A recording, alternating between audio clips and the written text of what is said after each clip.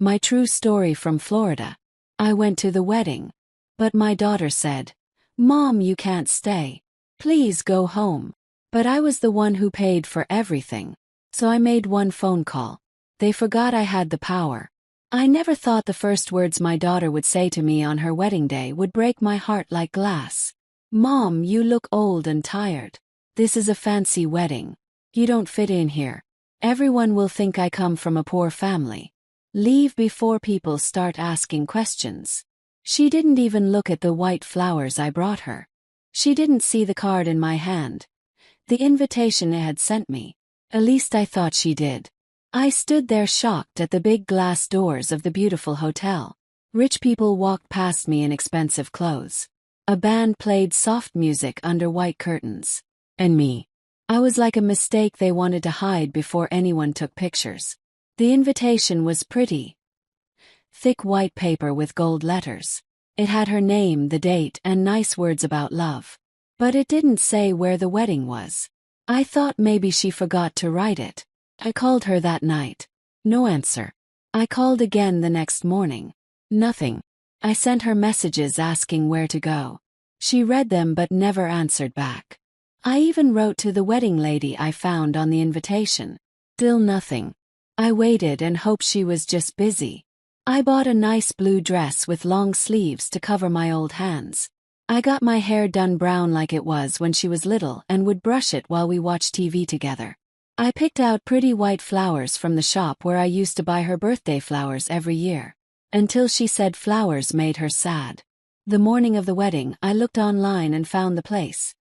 The Sunrise Beach Hotel near Miami. I drove for 3 hours, holding the wheel tight the whole way. When I got there, I could hear music and laughing before I saw the place. I walked past white balloons and headed to the door with my flowers. Then I saw the security man, tall in a black suit with something in his ear. He stopped me and put up his hand. "What's your name?" he asked. "Linda Martinez. I'm the bride's mother." He looked at his list and shook his head. "Sorry, ma'am. You're not on here." "There must be a mistake," I said. "This is Sarah Martinez's wedding, right?" "Yes, ma'am. But I can't let you in. I'm her." He didn't look mean, just blank like a robot. That made it worse. "Please," I said, trying not to cry. "I just want to give her these flowers." That's when I heard high heels clicking on the ground. Sarah appeared with 2 girls in pink dresses, her white dress flowing behind her like a cloud. She didn't look at my flowers. She looked at me like I was broken trash someone forgot to throw away. "Mom," she said loud. "I told you not to come here." "You didn't," I said quiet. "You sent me an invitation. I sent you a notice. It wasn't asking you to show up. I just wanted to be here for you. I paid for this place, Sarah. And that's all you needed to do," she snapped.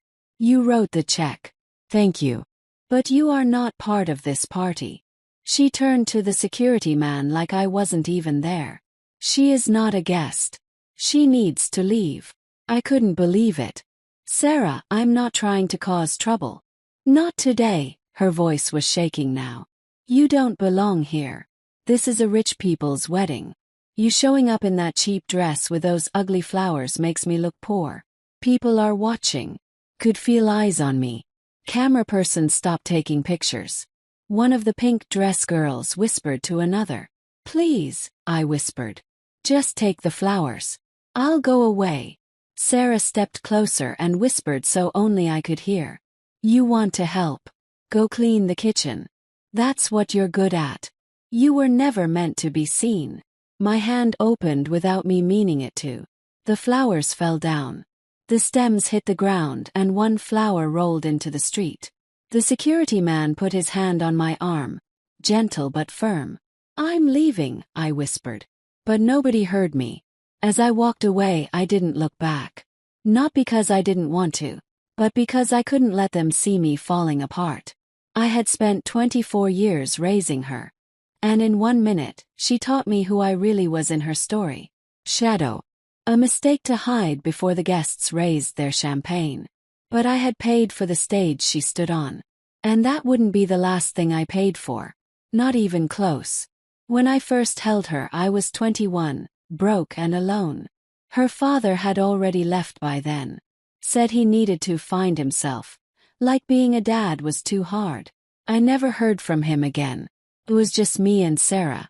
She came into the world red and crying, but got quiet when I talked to her. I thought, maybe this is what real love feels like. From that day on, she was my reason for waking up every morning, even when mornings came too early and sleep came too late. I worked at a restaurant during the day, cleaned offices at night, and did hair for neighbors on weekends. We lived in a tiny apartment. Sarah had the bedroom. I slept on the couch. We shared a bathroom with a leaky sink and bugs that wouldn't go away. But we made it work. She was always smart, really smart. She could read early, knew poems by age 6, and could talk to adults by age 9 like she was grown up too. Her teacher said she could go to the best colleges.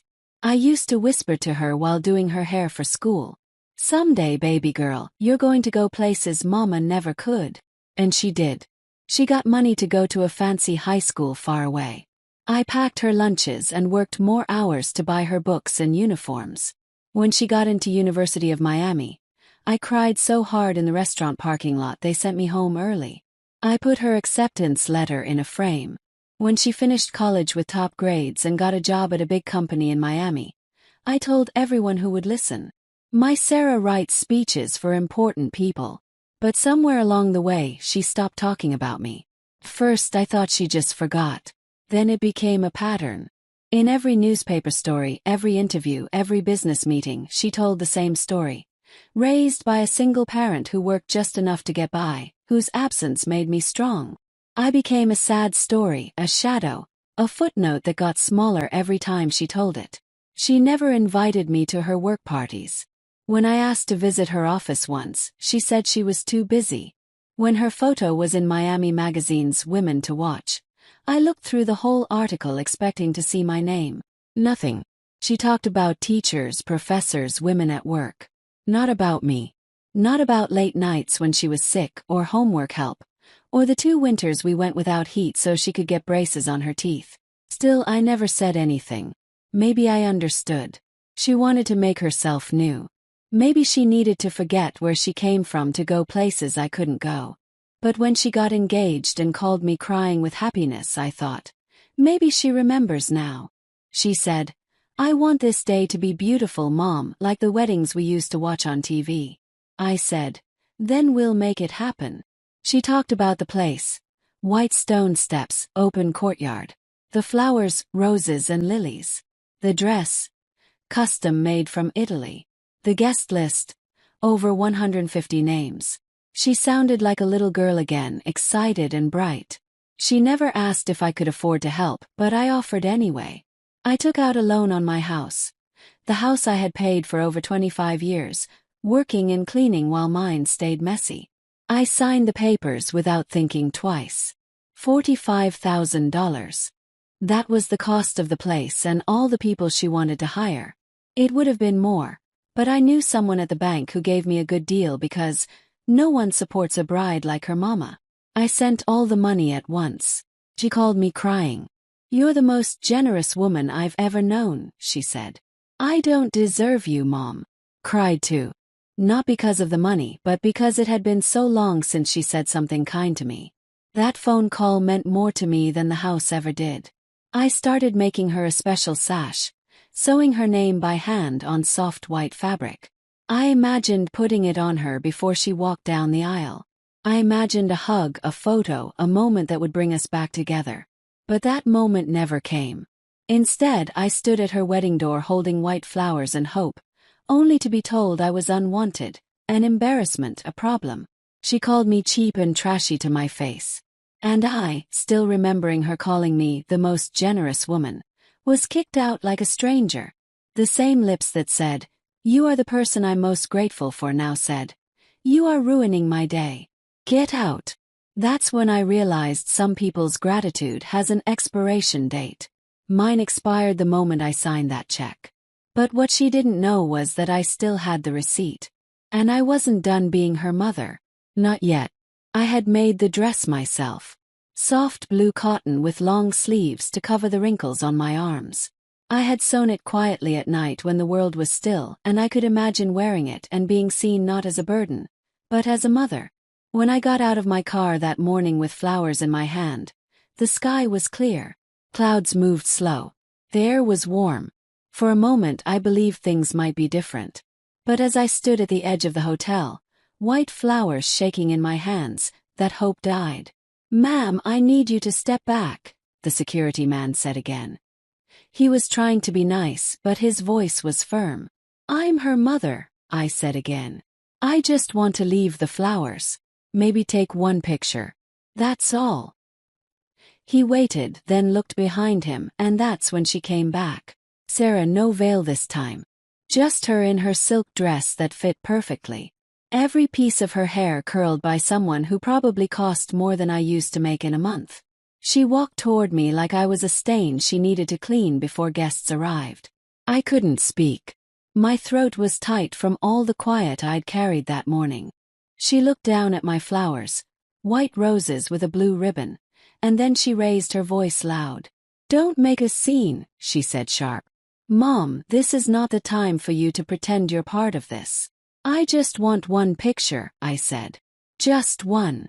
Sarah looked around at the people arriving, at the photographers getting ready. Her voice got louder so everyone could hear. "Do not do this. Do not embarrass yourself. You are being ridiculous right now. This is a wedding, not charity. You do not belong here." The words hit me like thunder. People turned to look.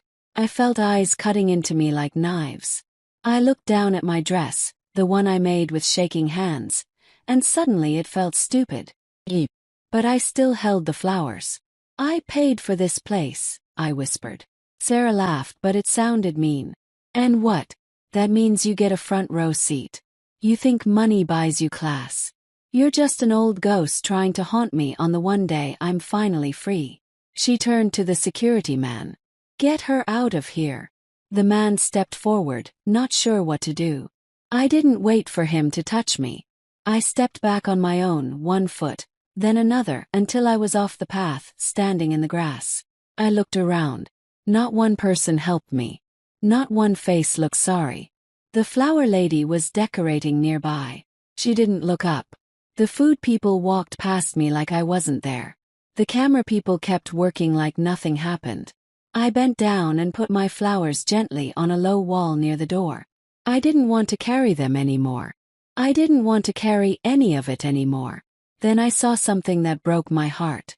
A waiter in white shirt and black vest walked by, looked down at my flowers, and with his foot, kicked them out of the way. Like you would kick trash. The roses rolled. Petals fell off. Nobody saw. Nobody cared. The flowers I had picked with trembling hands were pushed aside like garbage by someone too young to know what they meant. I turned away before the tears came. Not because I was ashamed to cry, but because I had promised myself, no more tears for people who chose not to see me. I walked back to my car alone. No pictures, no invitation, no welcome. But what they didn't know, what none of them knew, was that I still had the contract. I still had my name on the papers. I still held something they had forgotten. And I had just decided I would not go quietly. I drove home in silence. No music, no radio. Just the sound of the road and my daughter's voice echoing in my head like a broken bell. "You are being ridiculous. You don't belong here." I pulled into my driveway, parked the car, and sat behind the wheel for a long time. The sun was going down. The air had cooled, but my hands were still warm, pulsing with heat I hadn't felt in years. I walked into my house, took off my shoes, and went to the kitchen drawer where I kept all my important papers. Among old bills and insurance forms I found it. The contract, thick paper, heavy, legal. It had taken me 2 weeks to understand it the first time. The wedding planner had used big words, but I had read every single word. I had signed every page. And there it was, Section 8.2, printed clear as day. If the person paying for the wedding is kicked out or not allowed to attend without agreement, that person has the right to stop the wedding immediately for breaking the contract. I stared at those words for a long moment, then picked up my phone. The wedding planner's number was on the second page. Press call. He answered after 2 rings, sounding out of breath. Hello, this is Marcus with Dream Day Events. This is Linda Martinez, I said. Oz. Yes, ma'am. Everything's going great so far. Beautiful weather, lots of people. I need you to use section 8.2. Another pause. I'm sorry. You heard me. Section 8.2. I was kicked out. I was publicly removed by the bride even though I'm the only person paying. I was not told this would happen. There was no agreement. I want you to stop everything right now. Ma'am, do you understand what that means? I do. Are you sure you want to do this? I looked out my window. The sky had turned deep purple. Yes, I am sure. His voice got professional. Understood. I will tell the technical team immediately. Please stay available if we need to check with you. Hung up. Then I waited. I poured myself a glass of water and sat at my kitchen table, looking at the door like someone might come running through it. But no one did. Instead, I imagined what was happening. Sarah standing at the altar, beautiful in silk, ready to say her vows. Guests sitting in their chairs, cameras pointed at her. And then darkness. Silence. Not a light, not a sound. Just confusion, whispers, panic. The realization that someone had pulled the plug. And that someone was me. At the exact moment my daughter stepped up to speak, every light in the place shut off. The music stopped. The microphones died. The fairy tale froze right in the middle. And I sat in my quiet kitchen, hands steady for the first time in days. They thought I had been erased, but the contract remembered me. And now, so would they. First, they thought it was just a power problem. Fuse, maybe. The kind of thing that happens when you have too many lights and not enough power. Guests whispered. The band stopped playing. The DJ tapped his computer, looked around confused. 5 minutes passed, then 10. Still nothing. The fancy lights stayed dark. The altar decorations that once glowed like magic were black. The microphones stayed dead. People moved in their seats. Some stood up. A pink dress girl whispered something to the wedding planner who ran off with his phone to his ear. Someone near the front said, "Is this part of the show?" Another person said, "I think the system crashed." But then came a voice sharp and shaking from the altar steps. "Fix it." Sarah's voice cut through the courtyard. "This is my wedding. Get the lights back on now." She turned on the planner. "Where is the tech team? Where is everyone?" The planner looked upset and shook his head. "We're calling for help. There's no system error. Everything was turned off. It was done on purpose." Then the whispers started in the second row. Someone leaned toward their neighbor. "Did you hear what happened with her mom?" "What mom?" "She showed up. Said she paid for everything. Sarah kicked her out." Someone else spoke louder. "I think her mom pulled the plug. That old woman looked so sad. I saw her with flowers." More heads turned. Then someone's phone lit up. A guest had started recording from their seat, showing the dark stage, confused faces, the bride pacing in her white dress like an actor left alone on stage. Within 20 minutes, the video was shared on Facebook, then TikTok, then Twitter. The title was, "When the Bride's Mom Turns Off the Wedding She Paid For." Over 3 million views in the first day. I didn't watch it, but I heard about it the next morning when the calls started. Not from Sarah, not from family, but from strangers. Women mostly. Older women. Mothers. Daughters. People who saw something in that short video, something true. But at the hotel right then, Sarah was falling apart. She stomped back up the steps, grabbed the microphone, still dead, and threw it down. The sound of plastic breaking on stone echoed through the silent courtyard. "This is sabotage," she screamed. "She ruined everything." Silence. She turned to the audience, face red, hands shaking. "That woman is nothing. She abandoned me. She's a leech, a ghost. She is not supposed to be here." Then from the back of the courtyard, someone spoke soft. "Maybe she had her reasons." Sarah froze. "What did you say?" "I said," the woman repeated louder, "maybe she had her reasons." Few others nodded, whispered. She looked heartbroken. She brought flowers. She wasn't even rude. Sarah told her to leave. And just like that, everything changed. 4 years I had been invisible. 4 years I had been erased from my daughter's story. But in that one dark hour, the truth broke through. They didn't know my name, but they remembered me now. Sarah screamed. She destroyed my life. And someone replied, then maybe you should have invited her to it. The blackout became big news by the next morning. What started as a phone video from the third row turned into headlines everywhere. Mother shuts down wedding she paid for. Wedding blackout reveals family truth. And my favorite. Who really paid for happily ever after? The hashtags exploded. Hashtag wedding blackout, hashtag justice for mom, hashtag not just a decoration. Within 2 days I got calls from news shows, radio stations, even podcast people who wanted my side of the story. I said no to most of them. I wasn't looking for fame. But when Truth Revealed called, a TV show known for family stories, I said yes. They flew me to New York, got me a hotel, sent a car. The producer asked if I wanted makeup. Said no. I wanted to look like myself, not the ghost my daughter tried to erase. When I walked onto the TV set, the audience was full. The host, a kind woman in a blue suit, treated me like I mattered.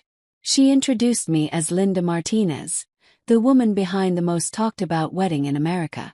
After showing the video of the dark wedding, she turned to me. Linda, she said, you've stayed quiet through most of this. Why speak now? I took a breath, looked at the crowd, at the cameras, at the lights that for once were pointed at me, not past me. They thought I was a decoration, I said. Something you put in the corner and forget about. Quiet. Mercy. But they forgot one thing. Pause. I built the stage. The room went completely still. I paid for that day, I continued. Not just with money. With years. With work. With every sacrifice a mother makes so her child can fly higher. I gave up vacations, doctor visits, comfort, sleep. I gave her everything I had. And the one thing I asked for. A seat. Not the spotlight. Just a chair. Photo. To be present. I looked straight into the camera. When they kicked me out, they didn't just remove me from a wedding. They tried to remove me from her story. So yes, I pulled the plug. Not to ruin her day, but to remind everyone who made that day possible. The host said nothing. The audience was quiet. But their faces, some with tears, others with tight jaws, said everything. After the show aired, everything fell apart for Sarah. The company she worked for made a statement about personal conduct affecting public image. The beauty brand deal she had was cancelled. The fancy wedding photos were never posted. There were no working lights to take them with. Then came the biggest blow. The groom's family, embarrassed by the scandal, called off the legal marriage. They cancelled everything, saying there were irreconcilable family issues. Sarah deleted all her social media within a week. And me. I went home, made myself tea, and sat on my porch as the sun came up. I wasn't celebrating. I wasn't being mean. I was simply whole. I now live in a small house at the edge of a quiet neighborhood, where the trees sway like dancers and the wind is soft enough to hear yourself think. It's peaceful here. The kind of peace that feels earned. I grow tomatoes in pots, lettuce in boxes, herbs on my windowsill. My hands, once dry from restaurant chemicals, are now dirty with soil and mint. I write in a journal each morning, usually with coffee by my side and a blanket on my lap, even when it's not cold, just because the weight reminds me I'm still here. No one calls me mom anymore. But that word doesn't hurt now. Some days I get letters from people who saw the story. They say things like, "You remind me of my grandmother," or "Thank you for doing what so many of us wish we could." I read every letter, even if I don't answer them all. My neighbors keep to themselves mostly. But the little girl next door visits sometimes. Her name is Emma. Is 8. Big eyes, missing her front teeth, always asking questions. One afternoon, she came into my garden while I was cutting herbs. "Miss Linda," she said, holding out a flower she picked. "I saw you on my mom's phone. You were famous." Smiled. She sat next to me, legs crossed, spinning her flower stem. "Can I ask you something?" "Of course." She squinted at the sky. "Does everyone get to be in the picture?" "What picture, sweetheart?" "Like life. Like those big family photos. Do some people just not get in?" Pause. The sunlight touched her cheek, glowing golden. "You don't have to be in the center of the picture," I said. "But no one has the right to erase you from it." She nodded slowly. "Okay." Then she ran off, ponytail bouncing, flower still in hand. That night, I wrote my final words in the journal I started the day Sarah's invitation arrived. I opened the last page, picked up my pen and wrote, "I don't need applause. I don't need revenge. I only need to exist. Not in someone's shadow. Not in silence. But in the light. Not crossed out. Not switched off. Not dragged away from the life I helped build. Just here as I am. Present. Whole. Undeniable." Closed the book. Stars blinked above the trees. No spotlight. No wedding arch. But finally, after all this time, I felt like I belonged. A month after everything settled, I got an envelope in the mail. No return address. Just my name, Linda, in handwriting I hadn't seen since Sarah was 10. Inside was a letter. 4 short lines in her writing. "I watched the interview. I didn't expect the world to turn against me. I guess I didn't know how much of you was in me. I'm sorry for everything." No signature. No plea to call. No explanation. Just the echo of a child who once held onto my apron strings, now whispering across miles of silence. I folded the letter and put it in my journal. I didn't cry. Not because I didn't want to, but because I had already mourned her once. I don't know if forgiveness will ever come, but I know healing has already started. And that's enough. Thank you for walking this road with me. If this story touched something in you, if you've ever felt invisible in a room you helped build, or silenced in a life you carried on your back, then you know this wasn't just about a wedding. It was about worth. About being present. About being remembered. They tried to write me out, but I picked up the pen and wrote myself back in. And I'm not done yet. If you believe stories like this deserve to be told real, raw, unedited, then subscribe to Grandma True Stories right here. We don't chase applause. We speak truth. We don't beg for seats. We reclaim them. And we remember what they hoped we'd forget. So click subscribe, join me next time, and until then, never let anyone tell you that you don't belong in your own story.